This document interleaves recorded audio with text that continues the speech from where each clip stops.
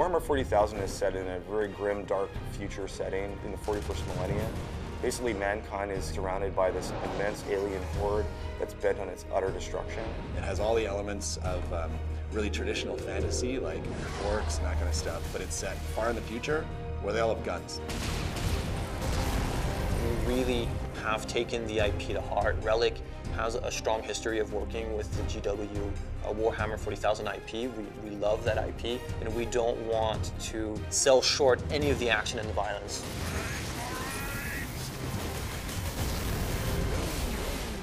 In our game, you're sent down to one small planet that's an industrialized world designed to manufacture weapons of war. The orcs are there to get their hands on the warlord-class Titan. Titans are gargantuan beasts of metal, bristling with weapons that could level whole cities. And if the orcs can get their hands on these weapons, they could ravage countless worlds, and they would be a true threat to the Imperium.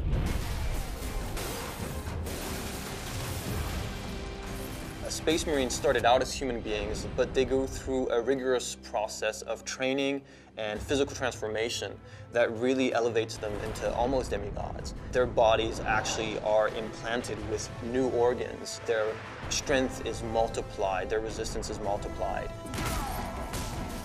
Captain Titus is the protagonist in the story. He's the main character. He has the ability to take the rules and sort of interpret them in his own way, and some of the other characters in the story have different viewpoints on how that should be interpreted. Millions more of them. Our plan is unchanged.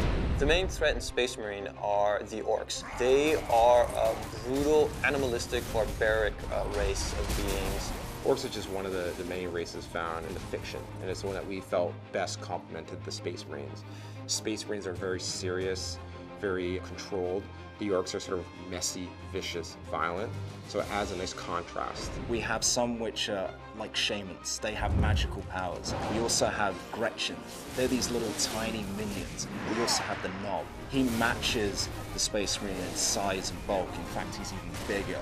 In Space Marine, there are other shadowy forces that are sort of lurking in the background, and Titus and the player will have to confront those if they are able to save the Forge world. Space Marine has such an interesting, compelling setting. It goes all the way from the aesthetic, the architecture with this sort of futuristic Gothic feeling, the epic scale of everything. Everything is immense, everything is larger than life. There's a sort of a beauty in the world, there's also so much darkness and death and destruction, and those contrasts create such an interesting sort of canvas for us to paint on.